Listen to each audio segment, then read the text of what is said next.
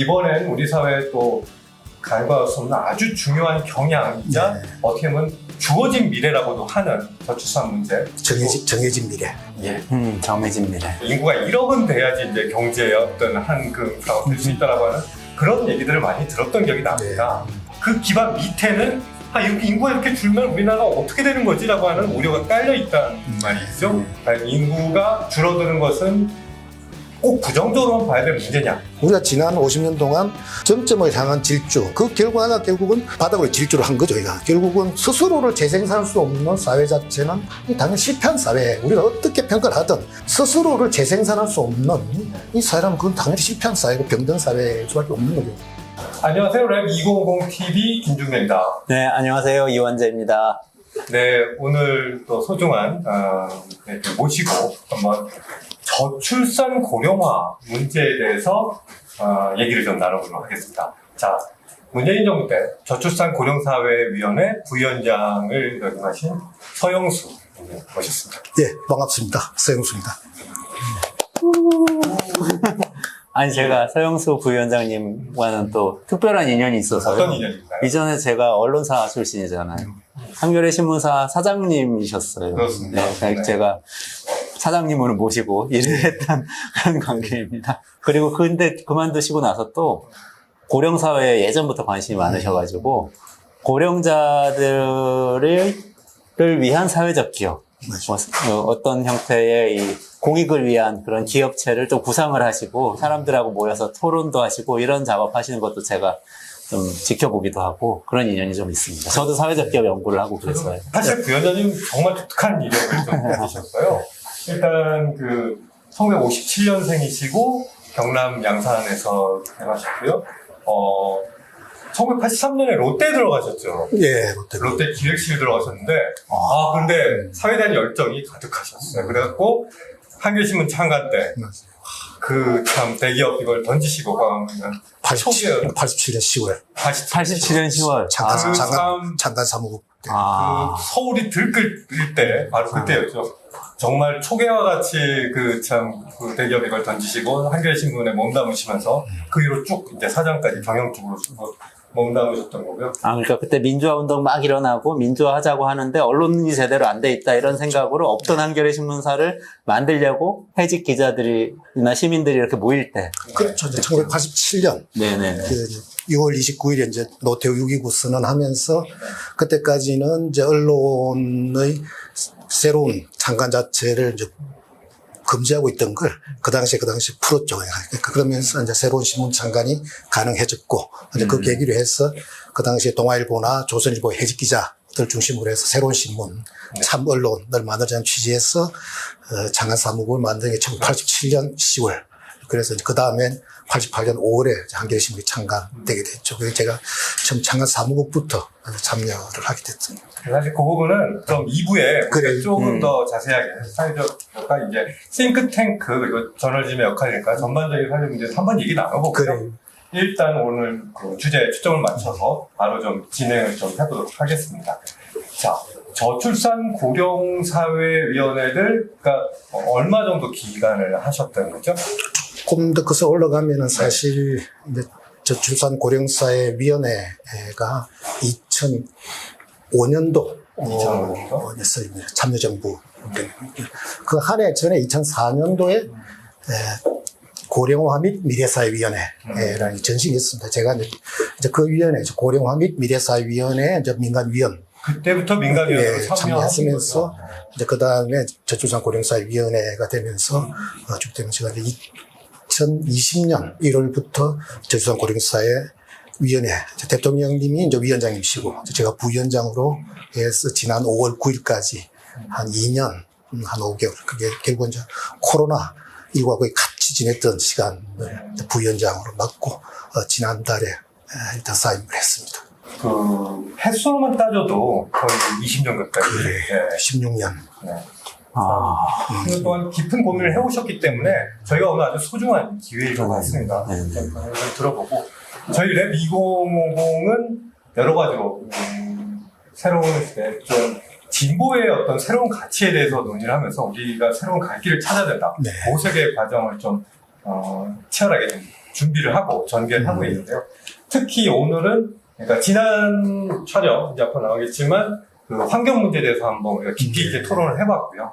이번엔 우리 사회에 또 간과할 수 없는 아주 중요한 경향이자 어떻게 보면 주어진 미래라고도 하는 저출산 문제. 정해진 미래. 예. 정해진 미래. 그리고 이제 이어서 전개될 고령화 문제에 대한 어떤 해안을 한번 들어보도록 하겠습니다. 자, 그동안에 뭐 여기저기 많이 출연을 하셔서 뭐 많은 그 출연을 많이 하진 않았습니다. 제가 보니까 좀 많이 하셨는데 아무튼 그동안 뭐 말씀들을 좀 하신 여기 저거가 있긴 한데요. 근데 일단은 인구 문제의 기본적인 뭐 관점 이해를 이제 시청자들이 아예 모른다는 거죠. 예. 자, 인구 문제 무엇이 문제이고 우리 사회가 지금 어느 상황에 위치해 있을까요?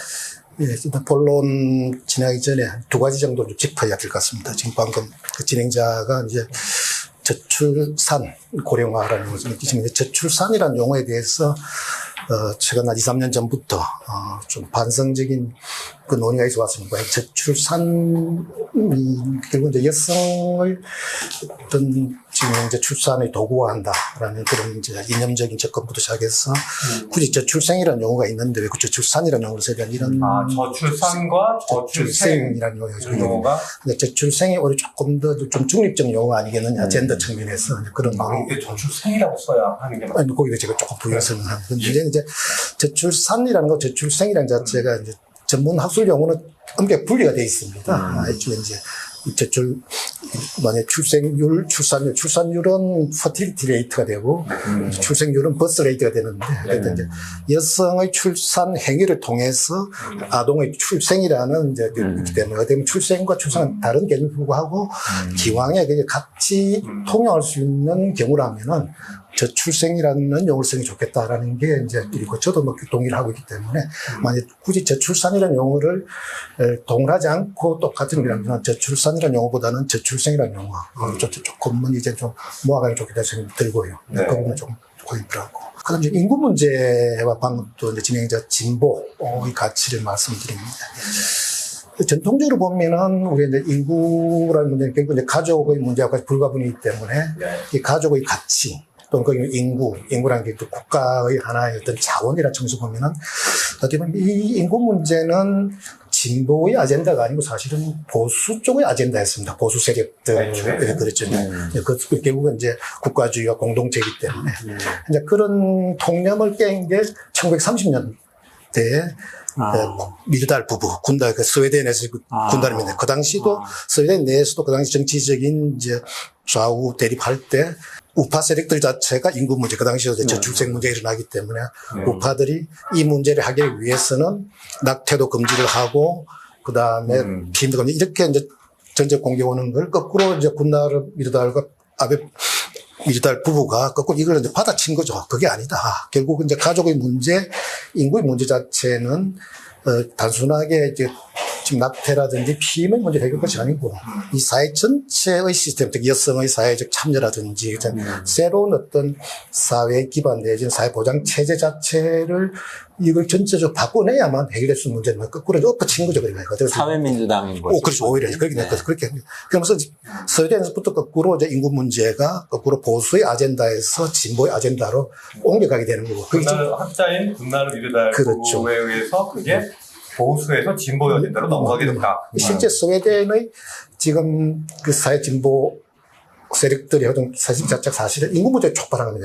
특히 저출생 문제를 계기로 해서 전체 새로운 사회 시스템, 특히 복지고 시스템 강조 자체가 그렇게 계기가 됐다. 그렇면서 지금 현재 우리나라의 인구 문제, 특히 저출생 문제, 고령화 문제 자체도 저는 이 문제를 거꾸로 이것이 단순한 아까 말 가족의 문제, 복지 문제를 떠나서 우리 전체 사회 경제 시스템의 문제로서 제대로 소화해내서 궁극적으로 우리 사회경제 시스템 자체를 올바른 방향으로, 진보의 방향으로 돌려 세우는데 이 역할을 할 수 있는 아젠다를 든다면 인구 문제 자체도 진보의 전체적인 아젠다 스펙트럼에서 저는 핵심이 될 수 있다고 생각합니다. 그쪽에서 저희들이 좀 더 관심을 가져야 된다는 생각을 갖고 있습니다. 조금 순서가 바뀌긴 했으나 이게 오히려 더 중요한 문제 같습니다. 인구의 문제가 제 보수의 어젠다였는데 이제 진보의 어젠다로 이미 스웨덴에서부터는 그게 벌써 상당한 기간 앞서 있는 기간이고 이미 그때부터 이제 넘어가게 됐다. 근데 그 어젠다라고 하는 것이 진보냐 보수냐의 문제보다 좀 더 직관적으로 설명을 좀 하자면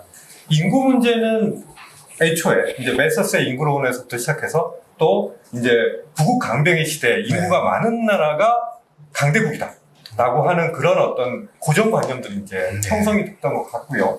그래서 우리나라도 뭐 저도 어렸을 때 이제 학생 때 쭉 들으면서 인구가 1억은 돼야지 이제 경제의 어떤 한 그 사업 될 수 있다라고 하는 그런 얘기들을 많이 들었던 기억이 납니다. 근데 지금은 말씀드린 대로 저출산, 저출생 문제가 이제 심각한 사회 문제라고 하는 인식도 그 기반 밑에는 이렇게 인구가 이렇게 줄면 우리나라가 어떻게 되는 거지라고 하는 우려가 깔려 있다는 말이죠. 자, 진보의 어젠다로서 인구의 문제. 인구가 줄어드는 것은 꼭 부정적으로만 봐야 될 문제냐라고 하는 그런 문제의식도 있을 수 있는데 그 부분에서 진보의 어젠다로서의 인구 문제는 어떤 관점에서 어떻게 바라봐야 되느냐라고 하는 문제를 또 풀어봤습니다. 이제 중요한 이제 관점이 지금 우리도 지금 이제 전환되고 있는 데 보면 이제 어떻게 보면은 결국 인구 문제라는 것 자체는 기왕에 우리가 어떤 사회 경제 돌아가는 시스템하고 인구의 규모나 인구의 구조 자체가 서로 간에 불균형이 생길 문제가 되는 게 인구 문제가 되는 거예요. 이게 만약에 아까 인구가 설사 규모가 줄고 구조가 바뀐다 하더라도 거기에 맞는 사회 경제 시스템 자체가 자동으로 따라 붙으면 문제가 아닌 거죠. 그런 거는. 그렇죠. 그렇기 때문에 이제 그럼 많거나 적거나 한 건 문제가 아니라. 다만 많고 적음에 따라서 그것이 가져오는 사회경제 시스템에 새로 충격을 주는데 그 충격 자체를 우리 사회경제 시스템이 이걸 얼마만큼 흡수, 소화, 적응할 수 있느냐의 문제이기 때문에. 그러니까 이제 인구 정책도 크게 보면은 이제 인구 대응 정책 자체를 우리가 이제 저쪽 대응 정책을 이제 완화 정책과 적응 정책, 미티게이션하고 결국은 이제 적응 정책, 어댑테이션하고 나누는 거죠. 완화 정책은 기왕엔 우리 사회경제 시스템 자체가 이것이 일단 고정해놓고 이것이 올바른 거다. 그럼 여기에서 지금 현재 인구 규모나 인구 구조 자체가 뭔가 이게 지금 안 맞기 때문에 지금 인구 규모나 구조를 억지로 여기 맞추려고 노력하는 게 완화 정책. 이게 되면 저출생 정책이 그런 측면에서 이걸 고정시켜 놓고 이 문제 자체를 컨트롤하는 이게 되면. 그럼 거꾸로 인구의 규모나 이 자체가 근원적으로 이것이 어느 것이 좋으냐면 없기 때문에 이거 자체를 오히려 고정시켜 놓고 지금 현재의 우리의 인구 규모나 구조에 맞춰서 우리가 지금 살아가고 있는 사회경제 자체를 거꾸로 이걸 바꾸가는 거예요. 이게 하나의 적응 정책에 보면은 그것이 어떻게 보면 이거 어떻게 보면 우리의 하나의 고령 사회 정책이 되는 거죠. 저출생 정책은 어떻게 보면은 경제사회 시스템에다가 인구를 맞추려고 하는 게 저출생 정책이라고 하면은 그 인구에 맞춰서 지금 이제 바꾸면서 어떻게 보면 고령사회 정책이 좀 결이 좀 다르다. 그래서 결론을 말씀드리면 제가 늘 하는 게 우리가 지금 이제 저출산 고령사회 정책을 세트로 되어 있는 것 자체가 이건 인구라는 면에서는 서로 공개지만 사실은 이 정책의 어떤 결이 다르다. 그렇기 때문에 좀 분리를 해야 된다. 그지? 저출생 정책과 고령사회 정책 자체는 전체적인 가버넌스나 실제적인 정책의 성격이 달려야 된다. 그래서 조직 자체도 저는 일단 저출생 정책 자체는 어떻게 보면은 현업 부처에서 여성가족부가 됐던 복지부에서는 현장하고 긴밀하게 하면서 피드백 통해서 이제 대응하는 조직이 되고 그래서 고령사회 정책 자체는 어떻게 보면은 굉장히 이제 구조적이고 장기적이고 어떻게 보면은 이해 충돌이 있는 거기 때문에 이거는 이제 위원회에 소속을 해서 다양한 이해 집단들까지 서로 간의 협의와 심의를 통해서 가는 장기적이기 때문에 고령사회 부분은 일단 인구와 미래사회위원회 정도 바꿔서 장기적인 우리가 지금 당장 남아있는 연금 문제라든지 정년 문제, 사회보장 문제, 교육, 산업 다른 이런 거하고 저출생 문제 자체는 이건 이제 앞으로 이 저출생 문제 자체가 나중에 얘기하면 이것이 그 자체가 문제는 아니죠.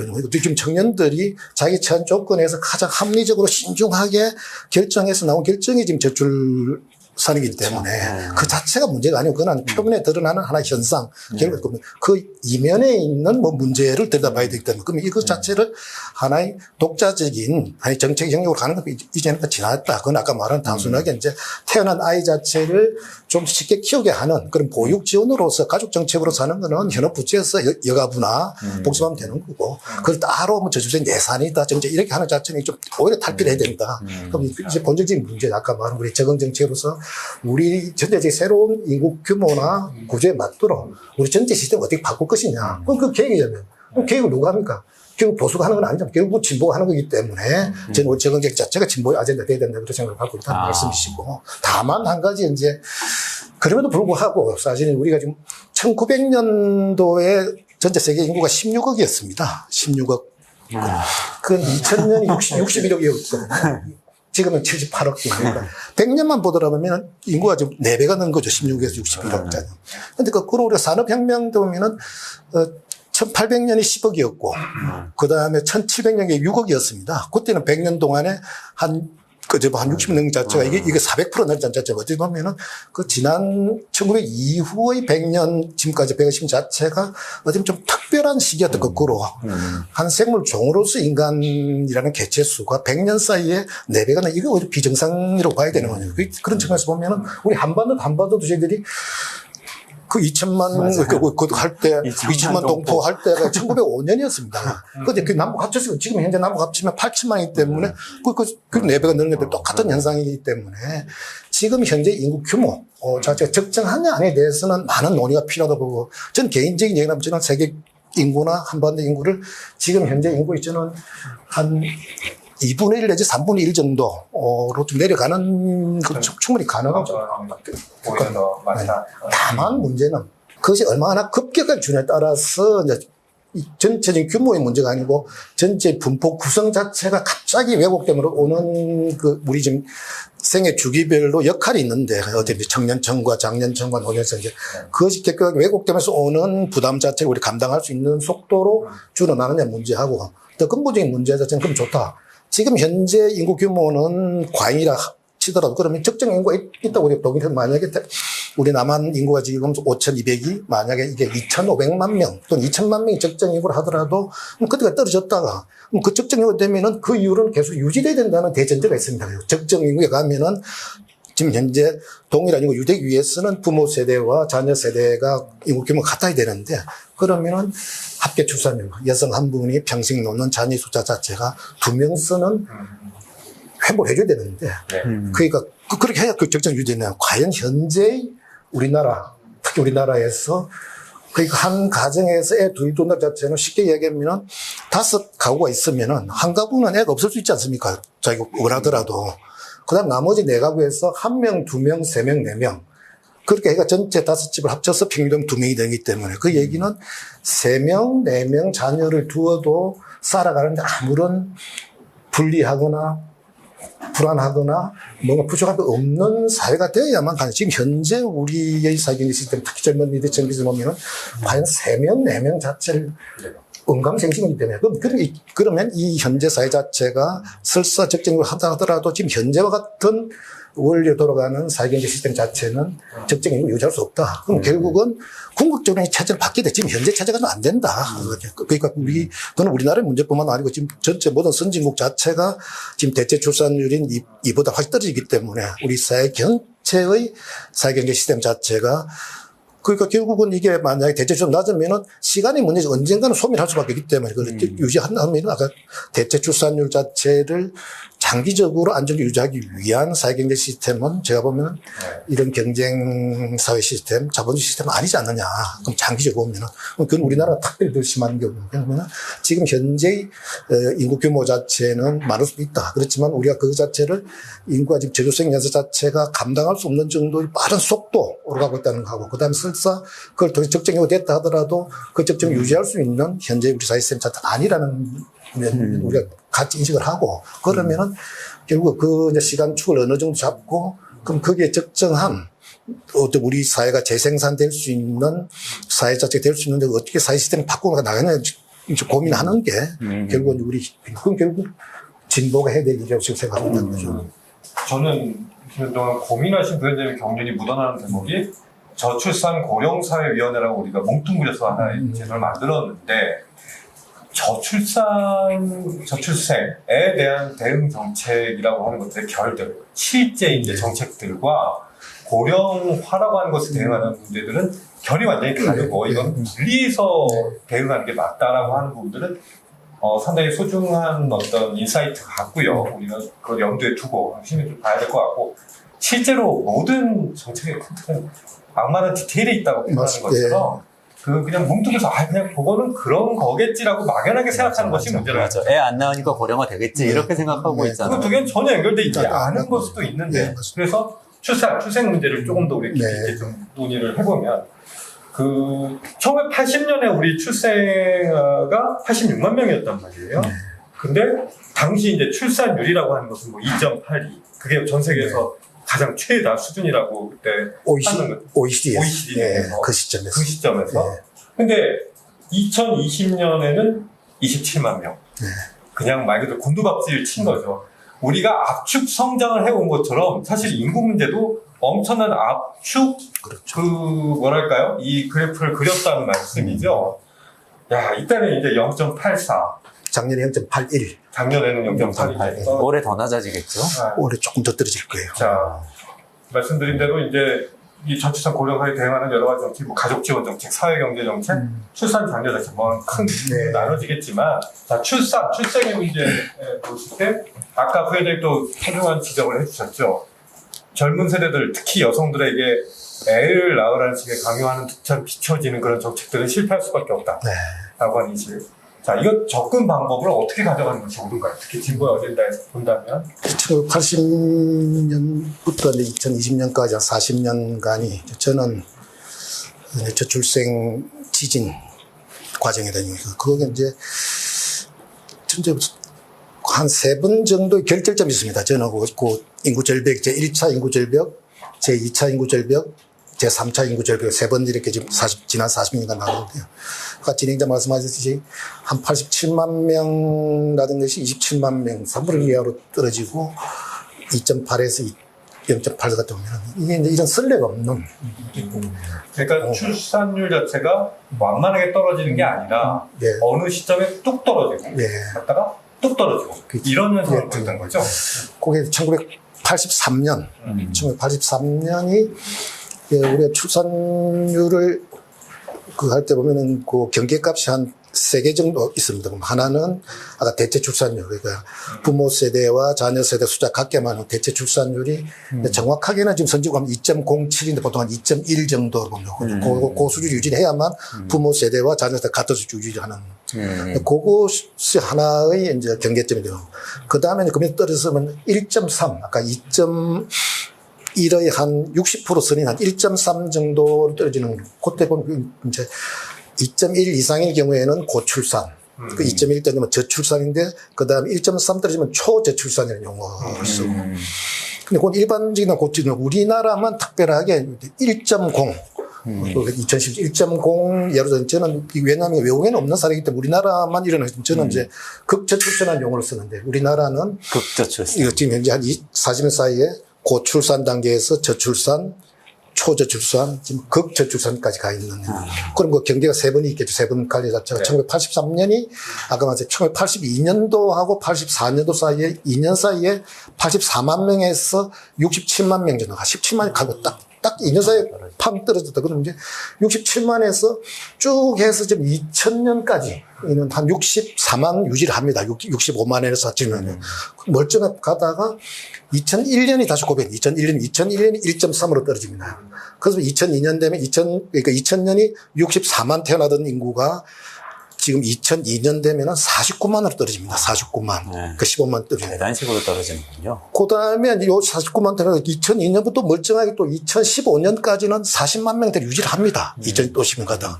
근데 2015년 뚝뚝뚝 떨어서 2017년 되면은 1.0으로 떨어지고 하죠. 그건 문제는 이제, 그건 2000년과 2002년 사이에도 2년 앞에도 82년 2년인데 여기서부터는 2015년부터 2020년 5년 동안은 지속적으로 보면 짧게 끝나는 거 이건 쭉, 요거는 하나의 절벽이라고 보면 이 또 대륙 사면 되는.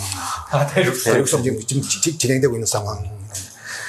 근데 문제는 지금 현재 아까 83년도에 우리 지금 저출산 가능 자체는 그거는 인구 전환 이론을 설명이 가능합니다. 그때 선진국 되면은 다들 생활 수준이 높아지면서 자녀의 숫자, 양에서 자녀의 질로 전환하는 과정. 그걸 다 설명을 다 합니다. 인구 전환 이론 가지고 보통 모든 선진국들이 다 지금 저출생 단계 보통 한 1.5에서 한 1.8 사이 와 있죠. 그냥. 그렇게 되는 거는.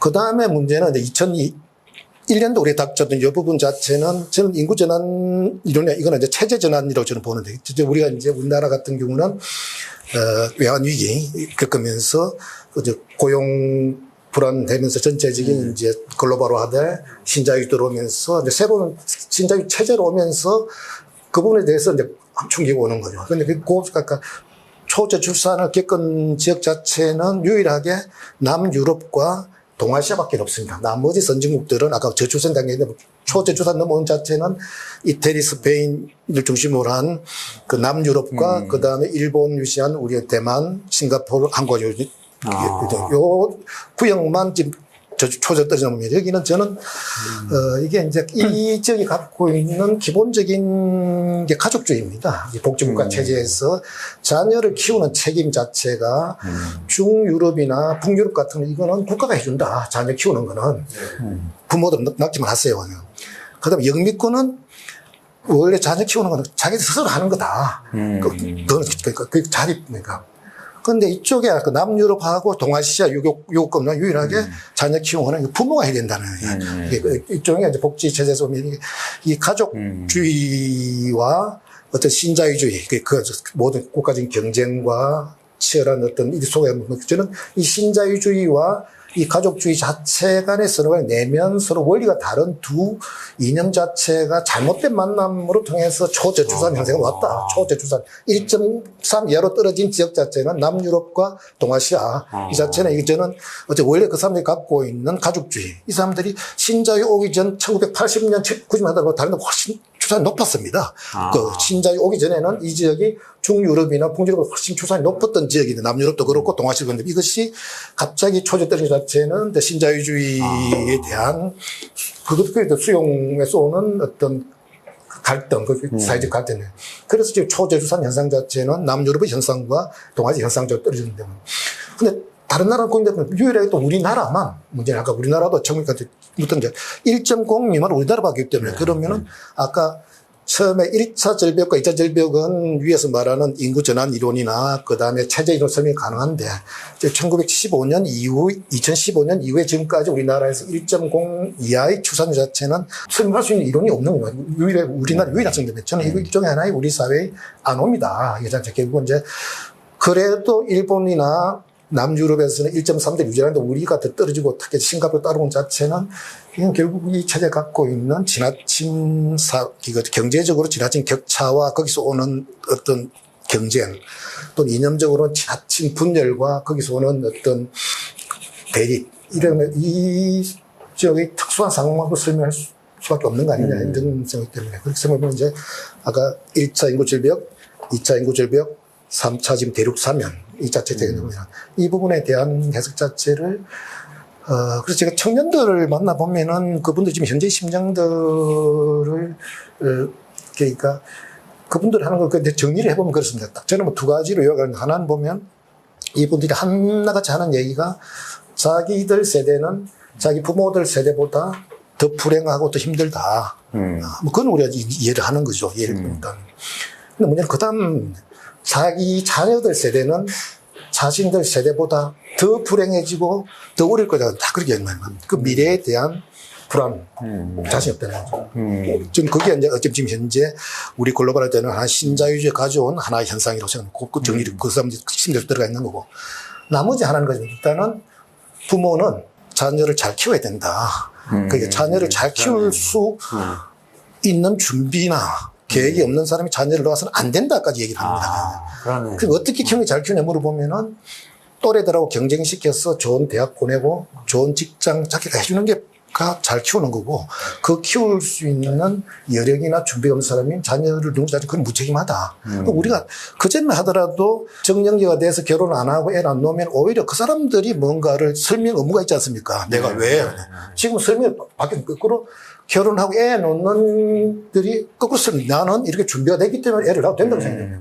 지금 우리 청년들이 일종의 규범이라는 그 규범이 그 전에 규범과 지금 규범 서로 역방향이고 오히려 그 옛날만 하더라도 이런 사회적 규범 때문에 사실은 어떻게 보면 자기가 혼인과 출산세 내게 되면 지금 거꾸로 그 규범 자체가 이 현재의 규범 자체는 오히려 혼인과 출산 자체에 대한 반대가 작용했다. 그러니까 이게 지나친 부모의 무한 책임 문제는 가족주의와 아까 미래에 대한 위험 이 자체가 그 앞부분은 신자유주의가 가져온 우리 청년들에 대한 심리, 그다음 저 자체는 가족주의 여전히 부모 세대보다 더 강고한 어떤 가족 책임이라는 이 두 개의 어떤 기량 관계에서 지금 현재 우리가 정부가 택할 수 있는 정책이 제한될 수밖에 없다는 게 점검할 수밖에 없는 거죠. 정리하자면 가족주의의 우리 사회 내재한 이 문제가 신자유주의화가 심화되는 과정과 만나서 잘못된 만남. 이게 잘못된 만남으로 화학작용을 일으키면서 한국 사회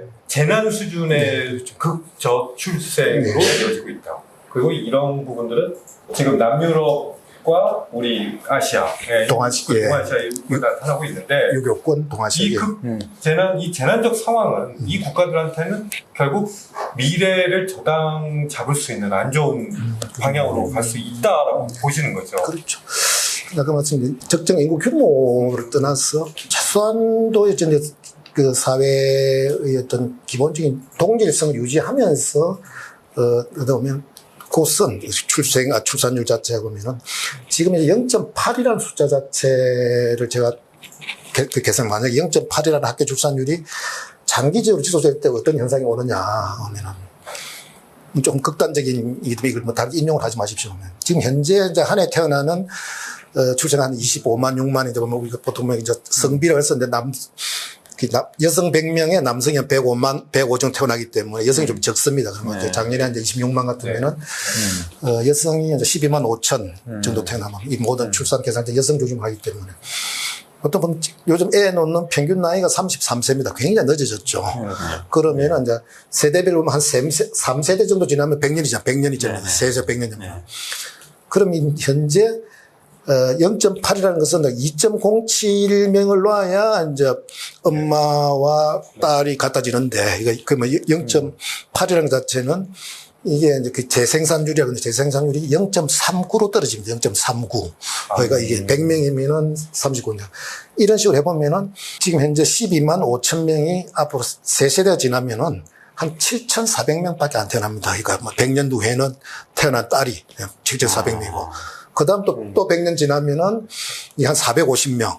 그 다음 또 100년 지나면 26명. 그 다음 100년 지나면 한 사람 멸망하는 거예요.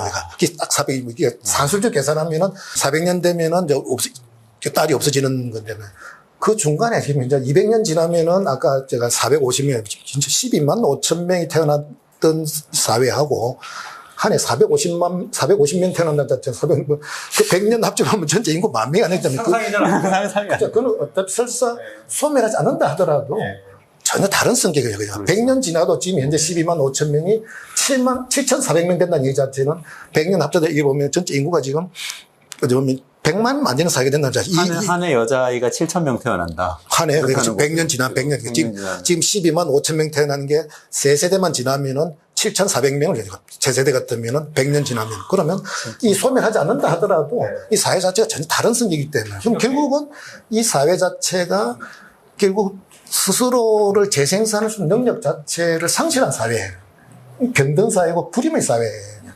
우리가 지난 50년 동안 정말 정점을 향한 질주, 러닝 투 탑은 결국은 이게 이제 그 결과가 결국은 어떤 바닥으로 질주를 한 거죠. 그러니까 결국은 스스로를 재생산할 수 없는 사회 자체는 당연히 실패한 사회예요. 우리가 어떻게 평가를 하든 지금 지난까지 50년 이상 자체를 우리 사회에 대해서 어떤 측면에서 어떻게 평가를 하든 스스로를 재생산할 수 없는 이 사회라면 그건 당연히 실패한 사회고 병든 사회일 수밖에 없는 거죠. 그 자체가 너무 충격적이긴 한데 그 진단, 날카로운 진단 부분, 그러니까 가족주의와 신가족, 자유주의의 결합.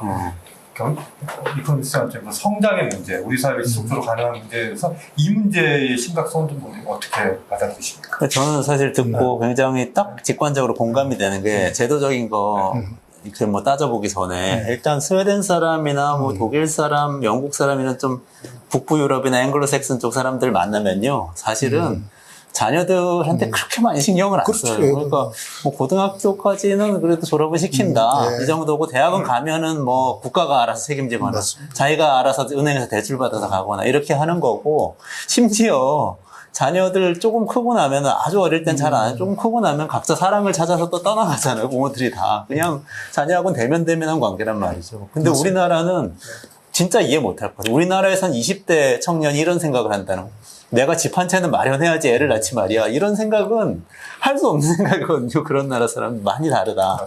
근데 또 한편으로는 우리가 받아들이는 IMF 구제금융 직후의 경제 체제라는 거는 개인이 자기 힘으로 돈을 벌어서 네가 먹고 살아야 한다가 굉장히 강하잖아요. 이 두 가지가 그렇죠. 생각해보면 너무 안 맞는 거예요. 그런 트라우마를 너무 안 맞아요. 너무 이게 적절한 설명. 정책의 실패라고 봐도 뭐 이건 뭐 그렇죠. 그렇죠. 그게 아니라 저는 뭐 정책의 실패는 체제의 실패라고 봐야 되겠죠. 체제의 실패. 정책의 실패. 이 정책으로 접근할 문제는 아니죠. 이건 아니라 체제의 실패라고 봐야 되는 거죠. 방금 뭐 곁들여서 말씀드리면 덴마크에서 중학생부터 고등학생까지 이 실제 아르바이트, 그러니까 이게 일주일에 최소한도 한 10시간 정도 아르바이트를 하는 비율이 80%라는 거예요. 당연히 대학 가면은 그거는 이제 물론 이제 학교 공짜지만 부모가 하기 때문에 그러니까 부모들이 아까 말한 요 보육 단계 정도 정부 동안 방금 나머지는 스스로 그냥 중학교만 가면 어차피 자립하는.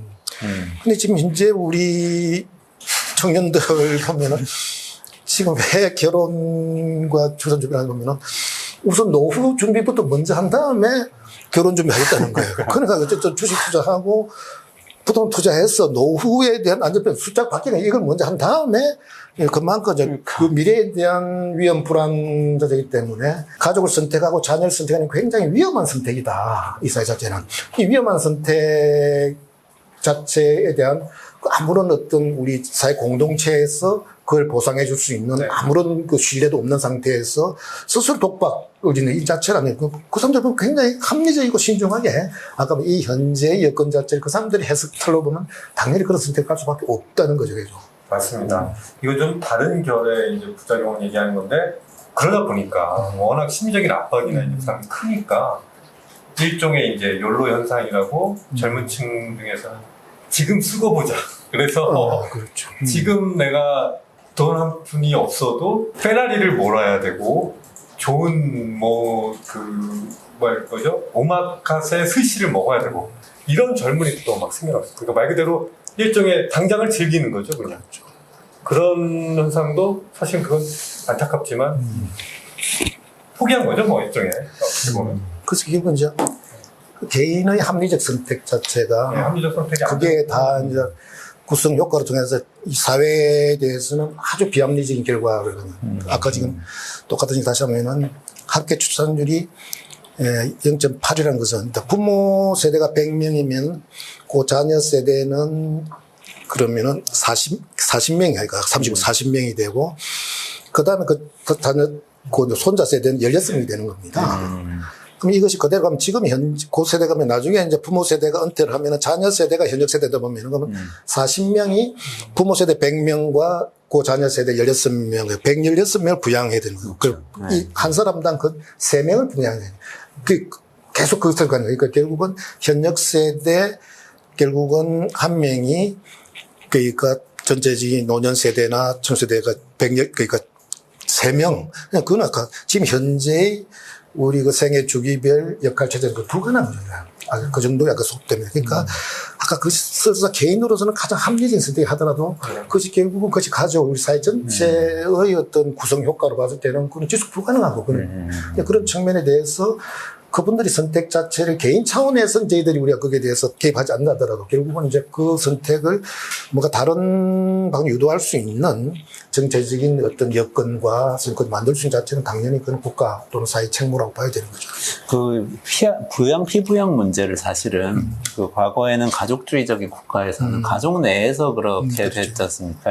뭐 옛날 같으면 이제 남성 가장 한 명이 평생 고용돼서 직장 뭐 공장에 평생 다니면서 쭉 뭐 자녀도 먹여 살리고 부모도 먹여 살리고 6 식구 부모님하고 뭐 아내하고 뭐 자녀 둘하고 6 식구 먹여 살린다 이런 정도를 이렇게 생각을 해서 가족 내에서 이렇게 됐었는데 저는 지금 말씀 듣고 보니까 이런 생각이 드는 거예요. 이게 가족을 안 이루면은 비율이 똑같다고 하더라도 사회적인 연대감, 가족 내 연대감 정도는 돼야 맞습니다. 내가 한 4배 정도 되는 우리 사회 전체 식구들 먹여 살릴 거야. 우리 세대가. 이런 생각을 하려면 굉장히 끈끈해야 될 것 같은데. 그렇죠. 그게 진짜 좀, 맞습니다. 이거 어떻게 만들지? 이런 생각이 드네요. 여기에 분노하기 시작하면 내가 왜 저 사람들 먹여 살려야 돼? 라고 생각하기 시작하면 굉장한 문제가 될 것 같은 위기감이 드는데요. 그러니까 그것이 결국 이제 가족이라는 것이 거꾸로 옛날에는 이것이 이제 하나의 안전판인데 거꾸로 지금은 가족을 구성하는 게 오히려 이게 위험성이 옛날에 가족 형성 자체가 안전 선택인데 지금은 오히려 위험 선택이기 때문에 이걸 바이패스하려고 그런단 말이에요. 청년들 때문에. 근데 문제는 그걸 대체할 수 있는 것 자체는 이렇게 가족을 뛰어넘는 그 외 바깥에서도 그런 기능을 할 수 없는 것 자체는 그게 이제 국가나 사회 문제 될 텐데 공동체 문제 될 텐데 과연 지금 현재 가족이라는 그 어떤 공동체조차도 그걸 하나 위험이라고 선택해서 그 피하는 그 심리적 현상 자체가 과연 가족 바깥에 있는 여기서 과연 그것이 응집이 가능할까? 저는 그건 좀 어렵다고 보는 거예요. 그러니까 연루 현상도 걱정하시는 그런 거 아니겠습니까?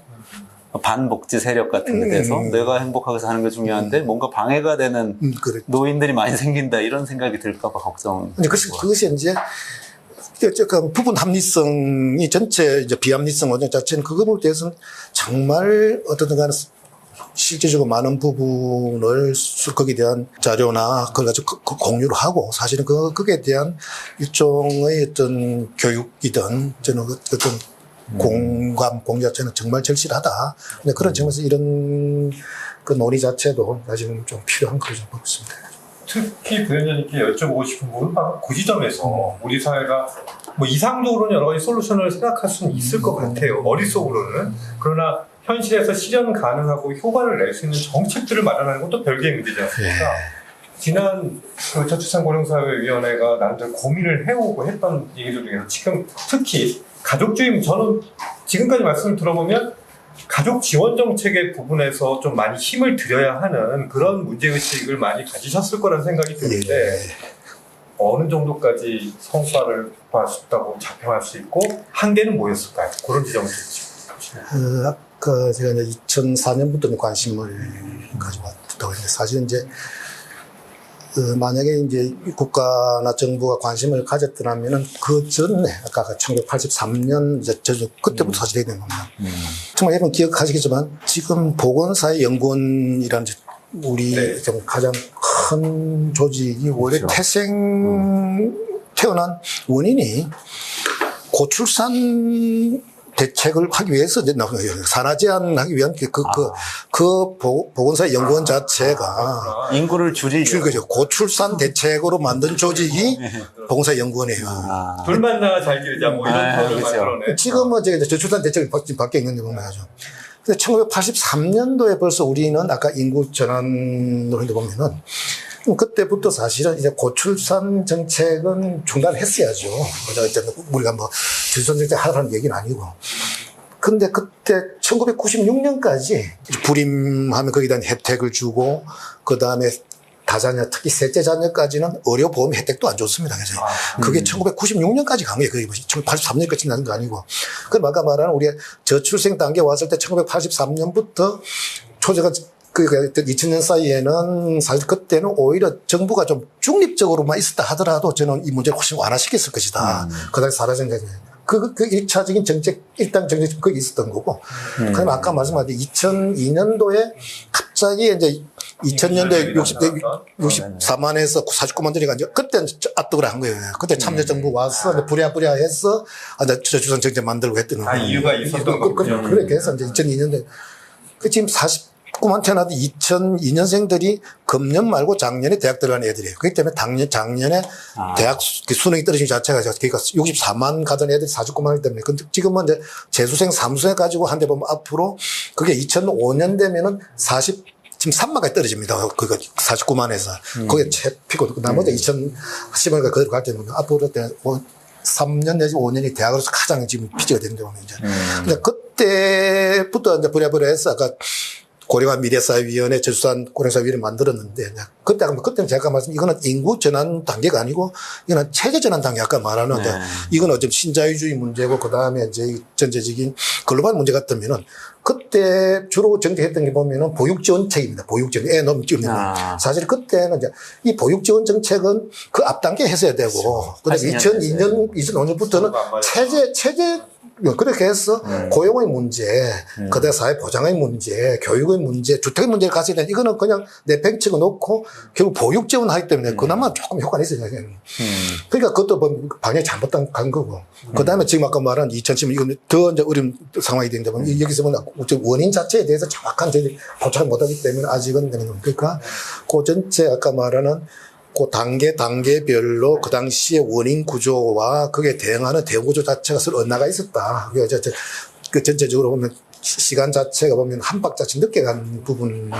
그나마 이제 지난 정부, 문정부 때는 이제 그전만 하더라도 정말 직접적인 출산장 우리가 좀 합계 출산율을 얼마로 올리자 이런 그 노골적인 개수 목표 그거는 정말 아니다. 그래서 이제 패러다임을 바꾸죠. 그래서 결국은 이거는 삶의 질이라든지 양성평등이라든지 이런 좀 더 구조적이고 저변적인 그런 전체적인 패러다임을 전환을 했음에도 불구하고 그 패러다임 자체가 그 구체적이 아까 말하는 뭐 정책 영역 가지고 해결되는 문제, 우리 사회 경제 정책, 국가 정책 전체가 다 어우러져야 나오는 효과이기 때문에 그걸 단순하게 저출생 정책 하나만 가지고 효과를 기대하는 건 무리였던 거. 그래서 아까 제가 말씀드렸지 저출생 정책 부분 자체는 이제는 하나의 독자적인 정책 영역으로 하는 것 자체는 포기를 해야 된다. 이건 아까 말한 전체적인 우리 국가 정책 자체가 성공해야 되는 거고 그 부분 자체는 아까 현업 부처에서 하는 문제로 가고 거기서 가야 되는 전환이 필요하다는 겁니다.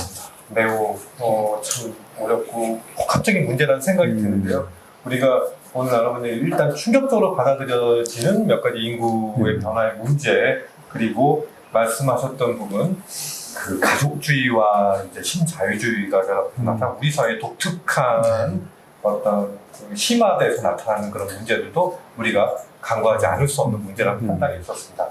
이게 뭐 한꺼번에 오는 걸 다룰 수 없기 때문에 다음 시간에 우리가 그러면은 이 복합적인 문제를 어떻게 다루는 것이 적절하느냐의 문제, 이건 뭐 사실 저출산 고령사회위원회를 별도로 둔 것 자체가 의미가 없다라고 하는, 오히려 어느 한 국가기관이 이걸 맡겨놓는다고 해결될 문제가 아니라는 생각이 좀 드네요, 개인적으로.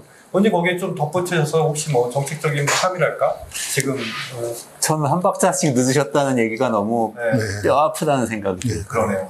이미 2004년이면 노무현 대통령 때고 참여정부니까 이미 IMF 구제금융 이후고 그 후과가 지금 나타난 현상인데 이미 그 상태인데도 불구하고 그렇죠. 사실 사람들의 생각은 그 전 단계에 여전히 그렇죠. 가 있었다는 그런 말씀이고요. 그리고 진보의 어젠다라고 하는 차원에서 인구 문제에 대한 어떤 정책이 있었나요? 지금 생각해보면 본나르 미르달이 스웨덴에서 가져왔던 것도 결국은 인구가 생산에 도움이, 생산 인구가 굉장히 중요하다. 생산 가능 인구가. 그 이야기를 가지고 생산 가능 인구를 계속해서 유지하기 위해서 출산 장려 정책도 하고 보육 정책도 하고 전반적인 삶의 질 복지 정책을 펼쳐서 뭔가 유지를 해야 되겠다는 그런 방식으로 가져왔던 것 같은데 어떻게 보면 핵심적인 게 이제 여성의 경제 참여율 그렇죠. 높여주세요. 그걸 네네. 하면서 배급되기 때문에 맞습니다. 특히 이제 스웨덴에서는 여성의 역할 부분에 대해서 굉장히 물론 이제 엘바 미르다는 견달미르의 부인이 원래 그 전공이었지만 해가지고 그 부분이 훨씬 이제 선도적으로 했던 게 되는 거죠. 근데 한 단계 더 나간다면 지금 우리는 그 다음 아까 말씀하신 출생아가 100만이 40만 될 것 같지 않았는데 됐단 말이죠. 그러면 이거는 16만 되는 거예요, 그대로.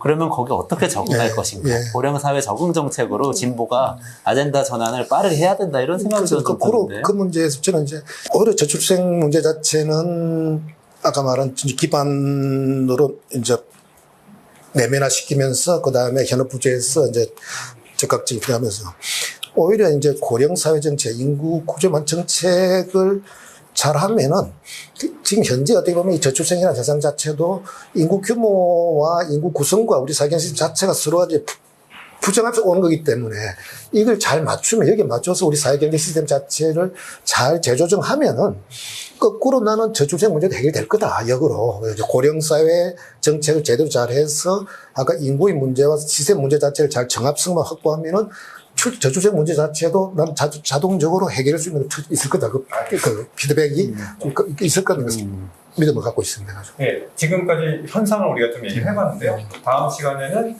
이제 그 고령화 현상과도 맞물려서 복합 처방에 우리가 어떻게 접근하는 것이 맞는가, 현 정부의 어떤 정책 방향 기조까지 엮어서 한번 다뤄보도록 하겠습니다. 이제 다음 시간에 또 찾아뵙겠습니다. 네, 감사합니다.